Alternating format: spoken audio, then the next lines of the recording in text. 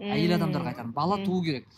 Біз климакстың уақытын созу керекпіз. Қазір мәселен 48 жасқа дейін босануға болады деп айтады дәрігерлер. Демек сіздің теорияңыз бойынша 60 жасқа дейін бала туа аламыз ғой, бала туа болады.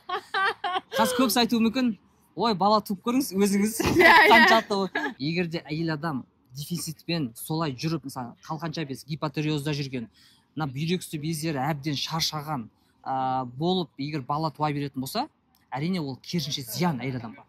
Әйел адам жүктілікке нақты дайындалып, екі ғана маман өту керек. Біріншісі гинеколог, екінші интегративті дәрігер болды. Босанғаннан кейін тағы да 1 жыл кемінде күтіну керек. Солай босанатын болса, 60 жасқа дейін ол әйел адам ауырмайды, қартаймайды, яғни ол жасара береді. Өйткені Құдай солай жаратқан. Әйел адамдарда бөлінетін зиянды қалдық метаболиттер, гормондардың барлығы солар демалысқа кетеді. Адам жүкті кезде әйел адам. Босанғаннан кейін емізік кезінде он бір неге кетеді? Отпускіге. Сол үшін бала туу керек, бірақ только дайындықпен.